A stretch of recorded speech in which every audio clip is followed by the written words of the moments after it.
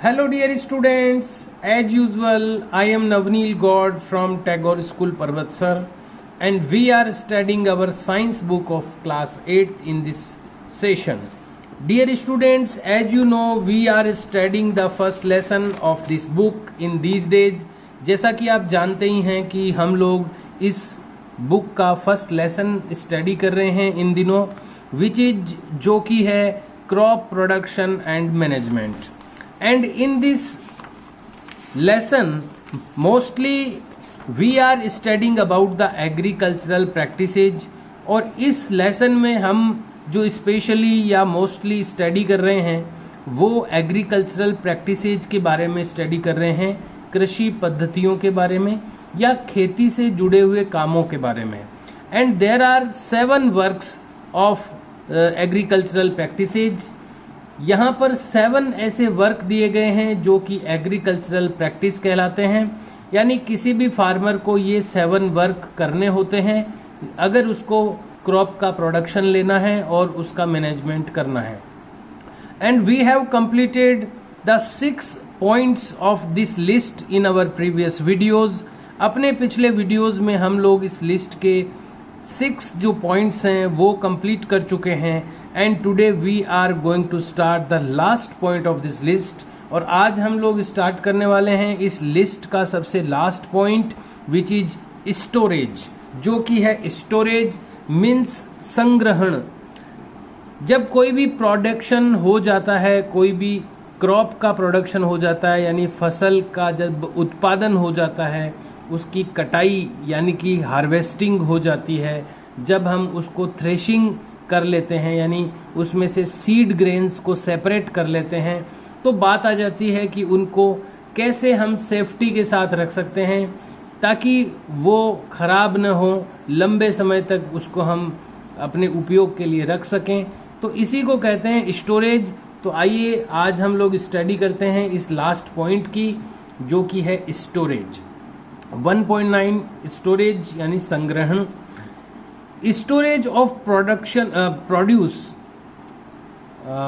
Storage of produce ये जो उत्पाद है, प्रोड्यूस का मतलब है उत्पाद, उत्पाद का स्टोरेज यानी जो हमने पैदा किया है, जो क्रॉप का प्रोडक्शन है या क्रॉप जो उत्पादित करती है, जो मटेरियल हमें मिलता है सबसे लास्ट में, उसका जो स्टोरेज है इज एन इम्पोर्टेंट टास्क. ये एक बहुत ही महत्वपूर्ण काम है, कार्य है. इफ़ द हार्वेस्टेड ग्रेन्स यदि कटे हुए जो अनाज हैं आर टू बी केप्ट, ये रखे जाते हैं फॉर लॉन्गर टाइम, लंबे समय के लिए.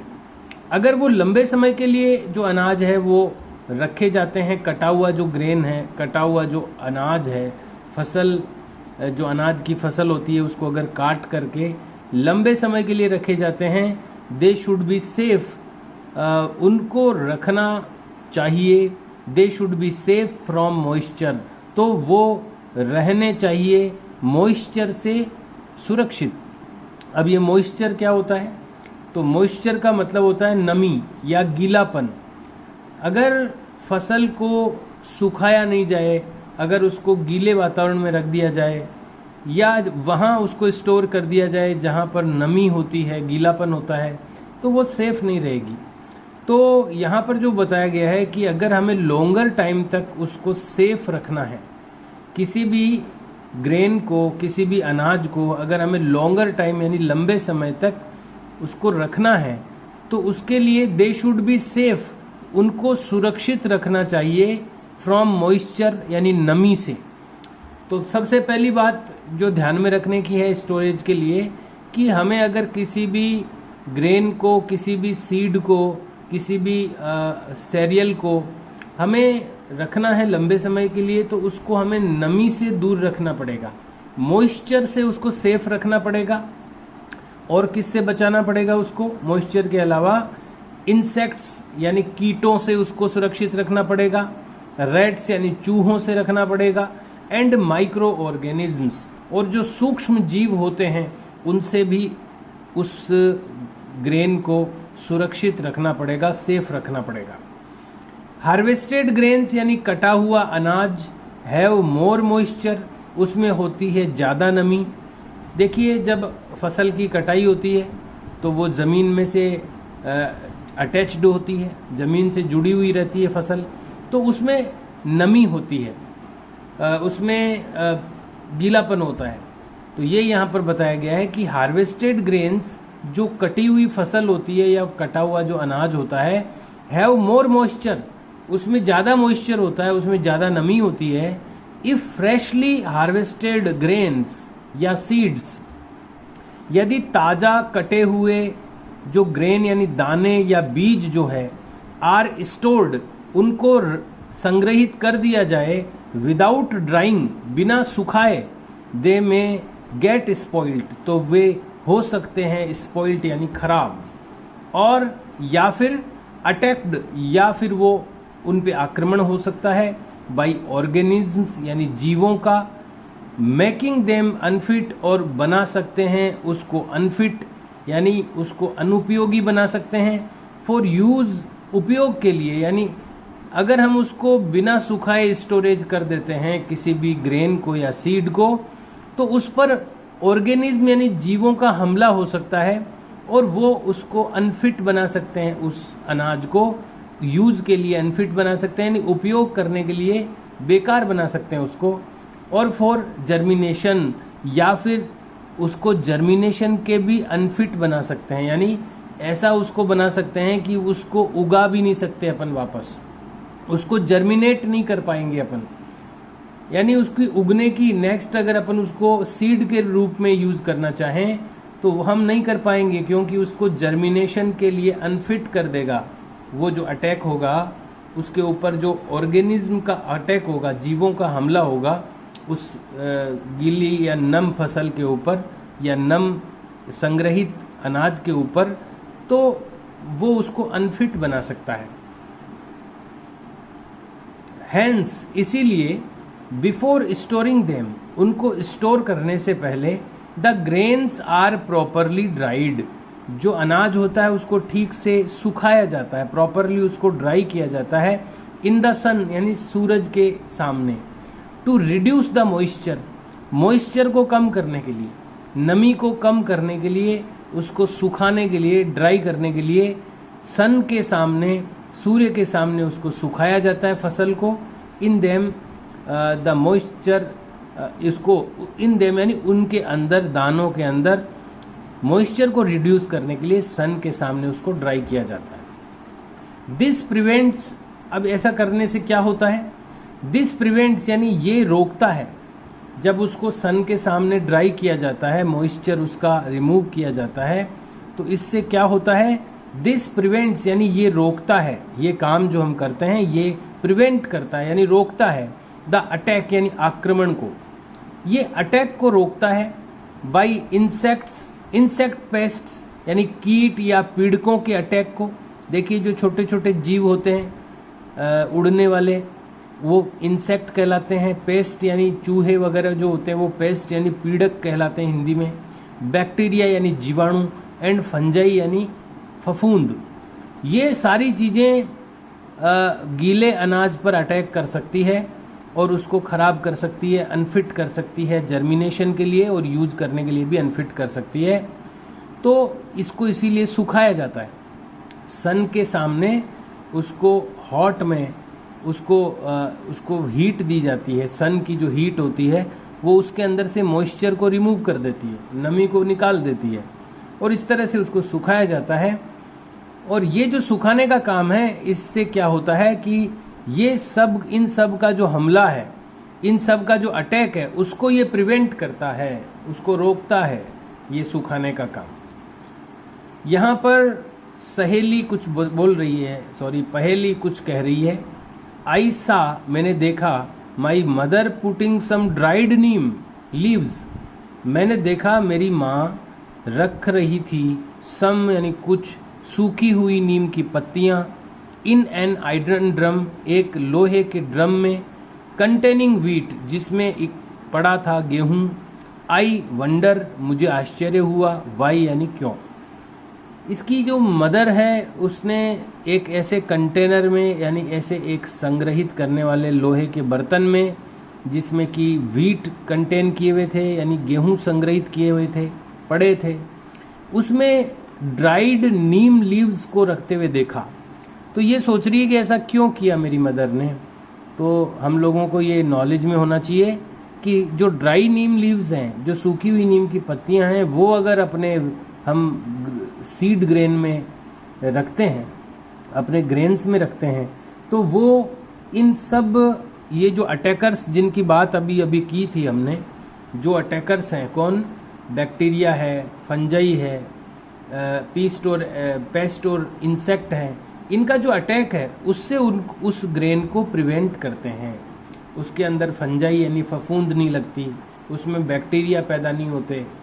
तो ये ड्राइड नीम लीव्स, सूखी हुई नीम की पत्तियां भी एक उसको प्रिवेंट करने के लिए यूज़फुल होती है, इन सब चीज़ों को प्रिवेंट करने के लिए। तो स्टोरेज के समय हमें ये सब बातें ध्यान रखनी चाहिए। यहाँ पर कुछ पिक्चर्स शो किए गए हैं, वो मैं आपको बताना चाहूँगा। आप देख पा रहे हैं ये काफ़ी बड़े बड़े कंटेनर हैं ड्रम की शेप में, और इनमें काफ़ी बड़ी मात्रा में जो ग्रेन है वो स्टोर किया जाता है, और इनको बोलते हैं silo.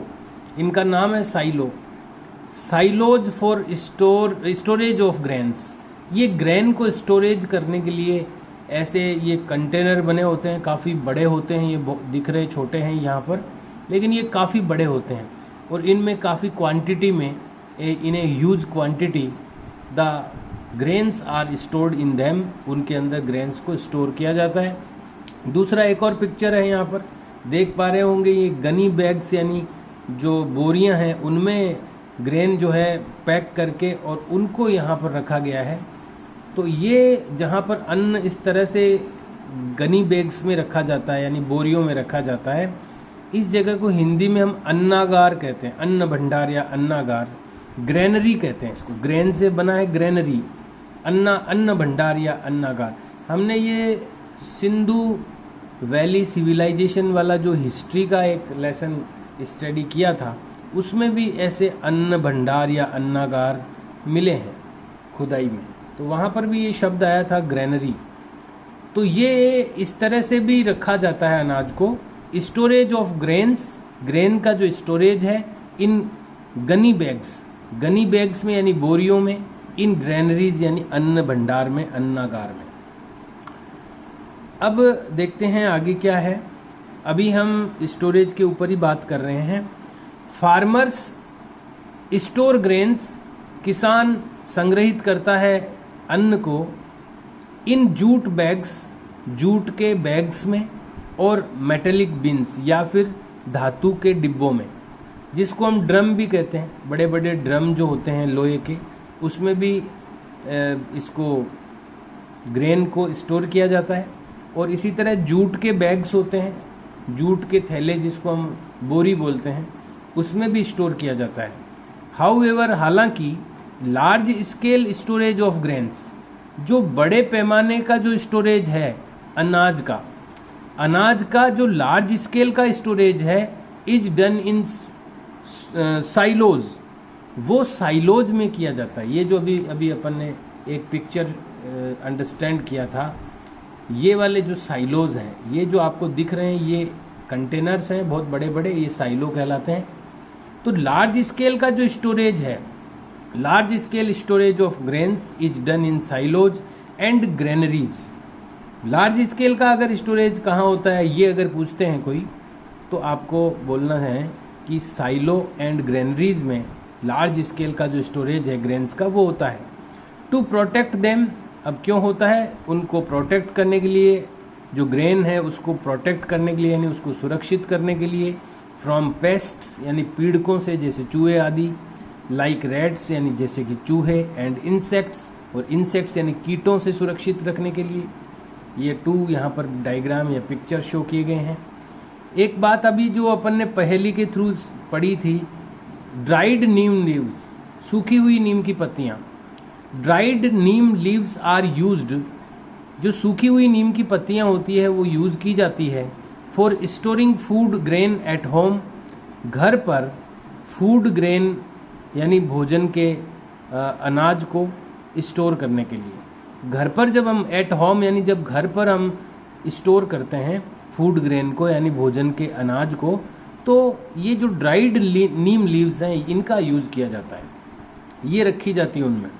For storing large quantities of grains, large quantities यानी बड़ी मात्रा में ग्रेन्स को स्टोर करने के लिए इन बिग गोडाउन्स, बड़े गोडाउन्स में यानी बड़े गोदामों में स्पेसिफिक केमिकल ट्रीटमेंट्स, विशेष रासायनिक उपचार आर रिक्वायर्ड, ये जरूरी होता है टू प्रोटेक्ट देम, उनको सुरक्षित रखने के लिए, from pests and micro organisms, पीड़कों और सूक्ष्म जीवों से। देखिए जब बड़े स्केल पर जब रखा जाता है अनाज को, तो वहाँ पर कुछ केमिकल का भी यूज किया जाता है, कुछ रसायन केमिकल जो पदार्थ होते हैं वो भी वहाँ स्प्रे किए जाते हैं या रखे जाते हैं, जिससे कि जो पेस्ट होते हैं यानी जो पीड़क, हिंदी में इसको बोलते हैं पीड़क, यानी चूहे, मेनली चूहे आते हैं जो अनाज को खा जाते हैं, इनको, और माइक्रो ऑर्गेनिज्म यानी सूक्ष्म जीव जो होते हैं जो फफूंद उत्पन्न कर देते हैं, बैक्टीरिया होते हैं, उन सब से बचाने के लिए ये जो बड़े पैमाने पर जहाँ पर भी स्टोर किया जाता है वहाँ पर केमिकल ट्रीटमेंट भी रिक्वायर्ड होता है, यानी रासायनिक उपचार भी जरूरी होता है उनका। क्योंकि अगर वहाँ पर कोई चीज़ फैल गई, मान लो चूहे फैल गए, मान लो फफूंद लग गई सब में, मान लो जीवाणु पैदा हो गए कोई, तो वो बहुत बड़ा नुकसान कर सकते हैं, इसलिए वहाँ पर केमिकल ट्रीटमेंट भी किया जाता है। और इस तरह से अपने जो कंप्लीट जो 7 स्टेप्स थे एग्रीकल्चरल प्रैक्टिसेज के, वो अब कंप्लीट हो चुके हैं। और इस लेसन का लास्ट पॉइंट है फूड फ्रॉम एनिमल्स। अभी तक जो हम स्टडी कर रहे थे वो प्लांट्स से फूड क्या मिलता है अपने को, वो स्टडी चल रही थी। भाई अगर अपन एग्रीकल्चर करते हैं, कल्टीवेशन करते हैं अपने फील्ड में, तो हमें क्या मिलता है, प्लांट्स मिलते हैं, क्रॉप मिलती है, और वहाँ से हमें फूड मिलता है। तो अभी तक जो भी हम स्टडी चल रही थी ना हमारी, वो फूड फ्रॉम प्लांट्स, ये टॉपिक चल रहा था कि प्लांट से हमें क्या फूड मिलता है। अब जो है ना वो टॉपिक चेंज है, अब छोटा सा है एकदम, लेकिन ये टॉपिक चेंज है। अब क्या है, फूड फ्रॉम एनिमल्स, कि जानवरों से कैसे फूड मिलता है और कौन कौन सा फूड मिलता है। Activity 1.3, make the following table in your notebook. आपको अपनी नोटबुक में ये नीचे निम्नलिखित टेबल को बनाएं एंड कंप्लीट इट, और इसको कंप्लीट करें। सीरियल नंबर लगे हैं 1 2 3 4। फूड, मिल्क, इसमें वो फूड लिखने हैं जो हमें एनिमल से मिलते हैं। मिल्क यानी जैसे दूध मिलता है एनिमल से, मीट मिलता है, एग्स यानी अंडे मिलते हैं, है ना, फिश मिलती है, मछली। ये चीज़ें हैं जो हमें जानवरों से मिलती है। सोर्सेज क्या है, मिल्क से क्या क्या, मिल्क कहाँ कहाँ से मिलता है, यानी मिल्क का सोर्स क्या है, उसका स्रोत क्या है। तो मिल्क काऊ से मिलता है, बफेलो से मिलता है, गाय, भैंस, शी गोट यानी कि बकरी, शी कैमल यानी ऊँटनी, ये सब दूध मिलता है इनसे। इसी तरह मीट किस किस का यूज किया जाता है, एग यानी एग्स यानी अंडे किस किस के यूज किए जाते हैं, और फिश जो है मछली भी एक अलग से मछली खाने का भी बहुत प्रचलन है कई जगहों पर। साउथ में जो समुद्र के किनारे, सी कोस्ट जो एरिया है, समुद्र के किनारे के जो एरियाज़ हैं, वहाँ पर मछली खाने वाले लोग ज़्यादा हैं। अपने इधर ऐसा नहीं है, लेकिन उधर ज़्यादा लोग खाते हैं, और वो एनिमल से मिलने वाला फूड ही उसको अपन बोलेंगे। तो ये आपको टेबल ड्रॉ करनी है और फिल करनी है। You have to do this, you have to mention the activity 1.3 first. पहले आपको एक्टिविटी 1.3 मेंशन करनी है, then you have to note down the question, then you have to draw the table, then you have to fill the table. तो ये work आपको notebook में करना है।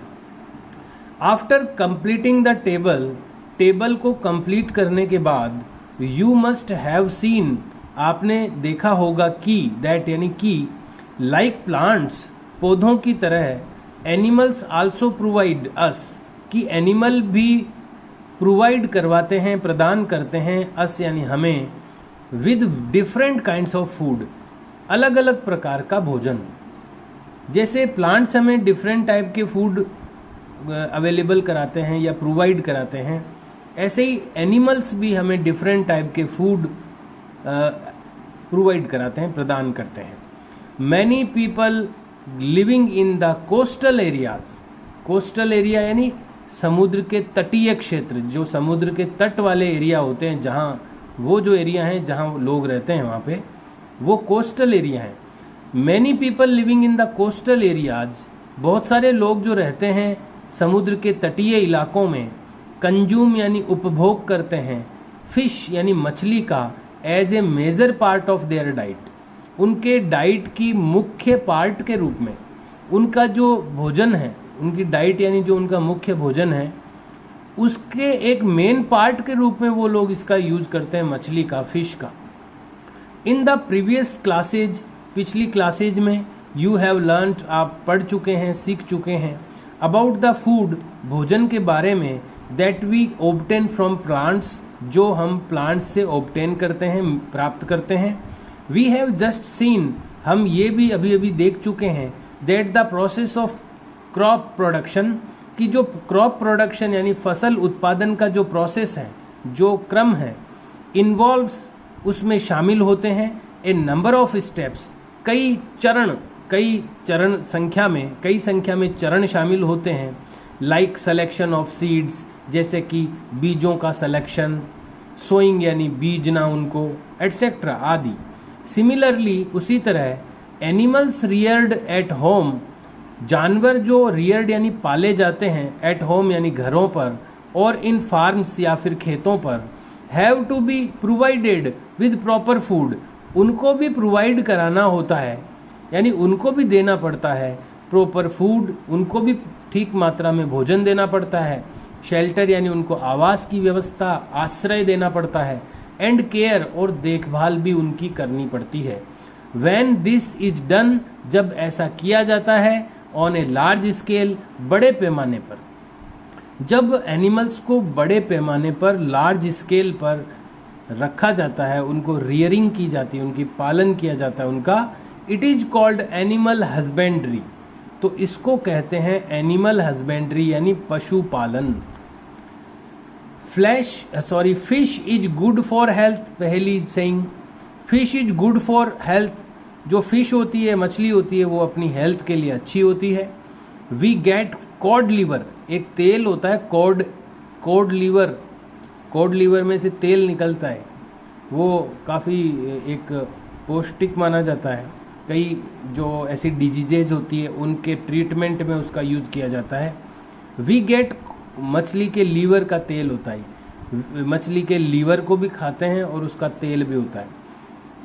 वी गेट कॉड लीवर, हम कॉड मछली के लीवर को प्राप्त करते हैं। Oil, we get cod liver oil, हम कॉड के लीवर का ऑयल प्राप्त करते हैं, तेल प्राप्त करते हैं, फ्रॉम फिश, मछली से, which is rich in vitamin D, जो कि विटामिन डी से भरपूर होता है, समृद्ध होता है, रिच होता है। The lesson is completed dear students, प्रिय विद्यार्थियों, लेसन अपना कंप्लीट हो चुका है। And there are key words here, इसमें कुछ जो ऐसे शब्द हैं इस लिस्ट में दिए गए हैं जो अपने आप में एक डेफिनेशन रखते हैं और कुछ चीज़ों को अपने अंदर समाहित रखते हैं, तो ऐसे शब्दों को कीवर्ड्स बोला जाता है। एग्रीकल्चरल प्रैक्टिसेज, इसको हमने अनेक बार पढ़ा है, हर वीडियो में मैंने आपको बताया है। हिंदी में इसको कृषि पद्धति कहते हैं, या वो काम जो खेती से जुड़े हुए होते हैं और वो करने होते हैं, वो एग्रीकल्चरल प्रैक्टिसेज कहलाती हैं। एनिमल हस्बेंड्री अभी अभी लास्ट में अपन ने पढ़ा है, पशुपालन। क्रॉप यानी फसल होती है, फर्टिलाइजर यानी उर्वरक होते हैं, ग्रेनरीज यानी अन्न भंडार होते हैं, हार्वेस्टिंग यानी कटाई, इरिगेशन यानी सिंचाई, खरीफ की जो फसल होती है वो बरसात वाली फसल होती है, मैन्योर यानी खाद, प्लो यानी हल या हल चलाना, रबी की फसल जो होती है वो सर्दी की फसल होती है, सीड्स बीजों को कहते हैं, साइलो कहते हैं, जो लार्ज स्केल पर ग्रेन को स्टोर करने के जो कंटेनर होते हैं वो साइलो कहलाते हैं।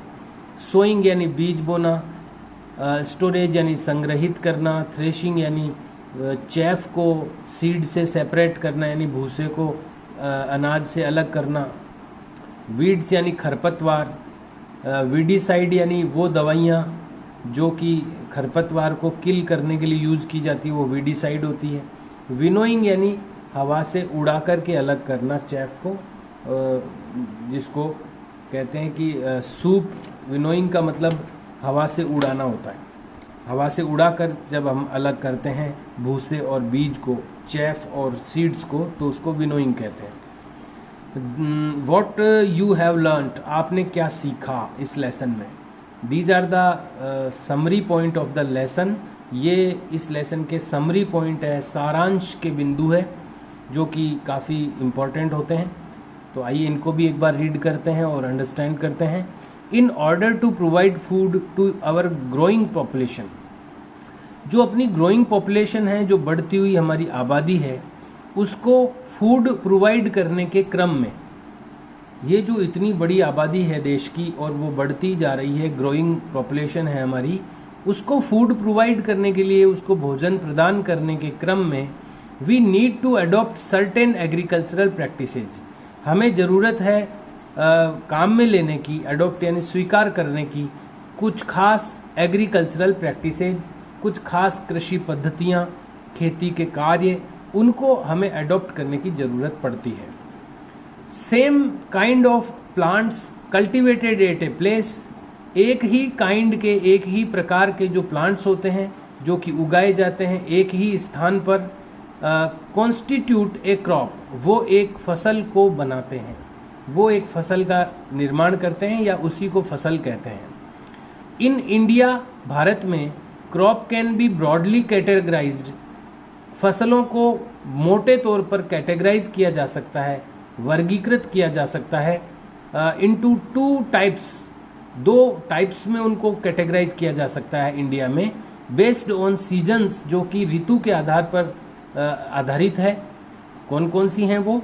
रबी एंड खरीफ क्रॉप्स, रबी और खरीफ की फसल। It is necessary to prepare soil, ये जरूरी है तैयार करना मिट्टी को, बाई टिलिंग, उलट पुलट करके, एंड लेवलिंग, और उसको समतल करके, प्लोज, उसको हल चलाकर, and levellers are used for this purpose, और इसको इस पर्पज के लिए, इस उद्देश्य के लिए लेवलर्स का उपयोग किया जाता है। समतल करने के लिए, खेत को लेवलिंग करने के लिए लेवलर्स का उपयोग किया जाता है, पाटे का उपयोग किया जाता है।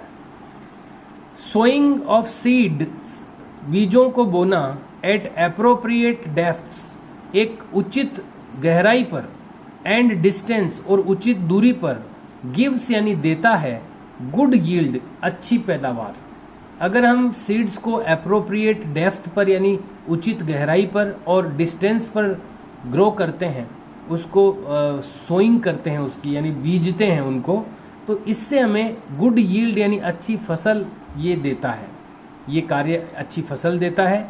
गुड वैरायटी ऑफ सीड्स, अच्छी किस्म बीजों की, आर सोन यानी बोई जाती है, after selection of healthy seeds, स्वस्थ बीजों के सिलेक्शन के बाद, स्वस्थ बीजों के चुनाव के बाद, उनके सिलेक्शन के बाद अच्छी वैरायटी के, अच्छी क्वालिटी के जो सीड्स है उनको सोन यानी बोया जाता है। Sowing is done by seed drill, जो सोइंग का काम है, जो बीजने का काम है, वो किया जाता है सीड ड्रिल की मदद से या उसके द्वारा। सोइल नीड्स रिप्लेनिशमेंट, जो मिट्टी है उसको ज़रूरत होती है रिप्लेनिशमेंट की यानी पुनर्भरण की, एंड एनरिचमेंट और समृद्ध बनाने की, through the use of organic manure, जैविक खाद के उपयोग के द्वारा, एंड फर्टिलाइजर्स और उर्वरकों के उपयोग के द्वारा मिट्टी को रिप्लेनिशमेंट करना पड़ता है, पुनर्भरण करना पड़ता है, उसको एनरिच करना पड़ता है। जब उसमें कंटिन्यू हम क्रॉपिंग करते रहते हैं, फसल बोते रहते हैं एक के बाद एक, तो वहाँ पर न्यूट्रिएंट्स की एक डेफिशिएंसी क्रिएट हो जाती है, कमी उत्पन्न हो जाती है, और उनका पूर्ति करने के लिए, उसके रिप्लेनिशमेंट के लिए और मिट्टी को, सोइल को वापस एनरिच बनाने के लिए हम क्या करते हैं, या तो ऑर्गेनिक मैन्योर डालते हैं, जैविक खाद डालते हैं, या फिर फर्टिलाइजर का उपयोग करते हैं। यूज ऑफ केमिकल फर्टिलाइजर्स, जब हम केमिकल फर्टिलाइजर्स का उपयोग करते हैं, हैज इंक्रीज्ड, तो ये बढ़ा देता है tremendously, increased tremendously with the introduction of new crop versatility. It means use of chemical fertilizers. जो केमिकल फर्टिलाइजर का उपयोग है, यानी हमने पढ़ा है यहाँ पर लेसन में कि 2 टाइप की ऑब्जेक्ट्स होती हैं, एक तो होती है मैन्योर और सेकंड होती है फर्टिलाइजर। तो जब हम फर्टिलाइज़र का यूज करते हैं, केमिकल फर्टिलाइज़र केमिकल ही होते हैं, अपन ने पढ़ा है। तो जब हम केमिकल फर्टिलाइज़र का यूज़ करते हैं तो इसके कारण से जो फसल है वो एक बार की ज़बरदस्त बढ़ती है, ट्रेमेंडसली, यानी बहुत तेज़ी से, या वैसे ट्रेमेंडसली भयानक के लिए भी यूज किया जाता है, या बहुत तेज़ी से। तो ट्रेमेंडसली इंक्रीज करती है फसल को, एक बार तो जोरदार होगी फसल। जैसे ही आप ये फर्टिलाइज़र यूज करोगे खेत में तो जोरदार फसल होगी, लेकिन क्या होता है, धीरे धीरे जब अपन रेगुलर हर साल ही फर्टिलाइज़र डालने लग जाते हैं तो धीरे धीरे जो हमारी जो सोइल की जो कैपेसिटी है वो डाउन होती जाती है, उसकी जो लेस फर्टाइल होती जाती है, वो कम उपजाऊ बनती जाती है। यही बात यहाँ पर लिखी है कि यूज़ ऑफ केमिकल फर्टिलाइजर्स का जो यूज़ है, हैज़ इंक्रीज्ड ट्रेमेंडसली, ये बढ़ गया है बहुत तेज़ी के साथ। अब बहुत ज़्यादा लोग जो है वो फर्टिलाइज़र का उपयोग करने लगे, इसका यूज जो है वो बहुत तेज़ी के साथ बढ़ चुका है। With the introduction of new crop versatiles का मतलब है वेराइटीज़, क्रॉप वेराइटीज़, क्रॉप की जो वैरायटी यानी किस्में, जिसको हम किस्म कह सकते हैं, वैरायटी का मतलब है किस्म। आपने देखा होगा आजकल ऐसी चीज़ें आती हैं जो पहले नहीं आती थी कभी भी। इस तरह की चीज़ें आ रही है, नई किस्में आ रही हैं चीज़ों की। अब वो ऐसे थोड़ी बनती है, वो उसमें बहुत ही फर्टिलाइज़र डालना पड़ता है, केमिकल डालने पड़ते हैं, दवाइयाँ छिड़कनी पड़ती है, तब जाके वो चीज़ें बनती हैं। इस तरह के तरबूज आ रहे हैं जो 100% लाल ही निकलते हैं अभी। जो कोई भी चीज़ है वो पकाई हुई आ रही है, नई किस्में बदल गई है सब्जियों की। पहले टिंडे होते थे वो अलग टाइप के आते थे, आजकल थोड़े अलग आते हैं। कई चीज़ों की वैरायटी बदल गई, नई वैरायटी आ रही है। तो ये सब कैसे हो पा रहा है? ये फर्टिलाइज़र के यूज से हो पा रहा है। खेतों में फर्टिलाइज़र डाल रहे हैं लोग और खूब तरह की फसलें ले रहे हैं। तो लेकिन बाद में, कुछ सालों के बाद में उनको परेशान होना पड़ता है, लेकिन एक बार के तो वो उनको लगता है बहुत अच्छा है, ये सब इसका उपयोग करना चाहिए। तो इसी बात को यहाँ इंडिकेट किया गया है।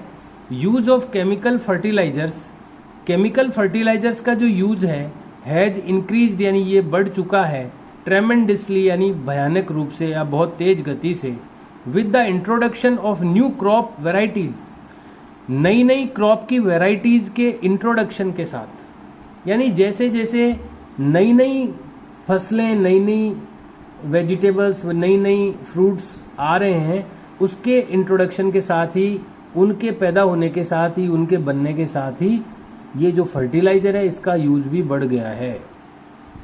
Supply of water to crops, फसलों तक पानी की सप्लाई एट एप्रोप्रिएट इंटरवल्स, एक निश्चित उचित इंटरवल यानी मध्यांतर, गैप, एक उचित इंटरवल के साथ, एक उचित मध्यांतर के साथ फसल तक पानी की सप्लाई इज कॉल्ड इरिगेशन, ये कहलाता है इरिगेशन यानी सिंचाई।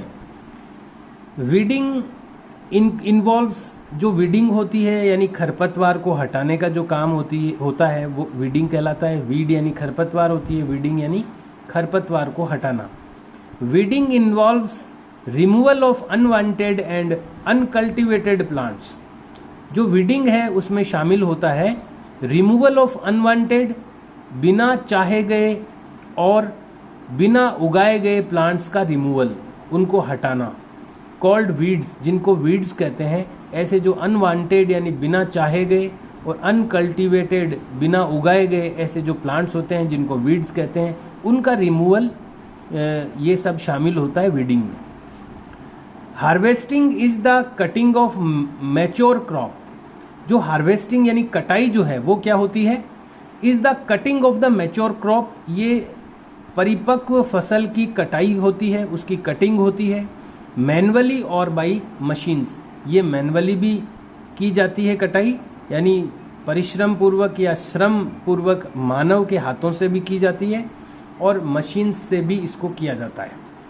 सेपरेशन ऑफ ग्रेन्स, अनाज का को अलग करना, सेपरेट करना, फ्रॉम द चेफ यानी भूसे से, इज कॉल्ड थ्रेशिंग, इसको थ्रेशिंग कहते हैं। देखिए बहुत सारी डेफिनेशंस आ रही है यहाँ पर।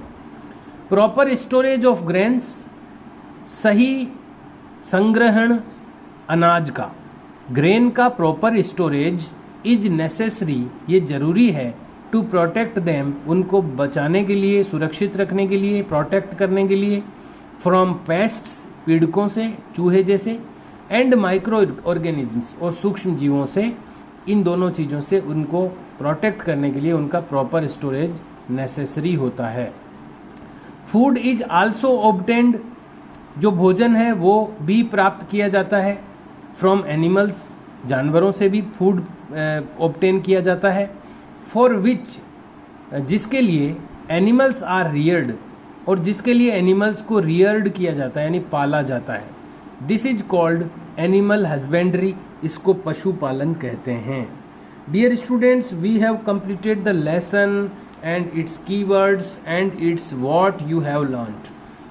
हमने आज अपना लेसन भी कंप्लीट कर लिया है, इसके कीवर्ड्स भी हमने अंडरस्टैंड कर लिए हैं, and we have also studied what you have learned. ये सारी चीज़ें हमने कर ली है। Now we have to start the question answers of this book, of this lesson. We have to do the exercise of this lesson. और अब हमें इस लेसन की जो एक्सरसाइज है वो करनी है। But today's time is over of the class, आज की क्लास का टाइम ओवर हो चुका है। So we have to finish the video. We will meet tomorrow and we will start the exercise of this lesson. Okay dear students, see you and bye.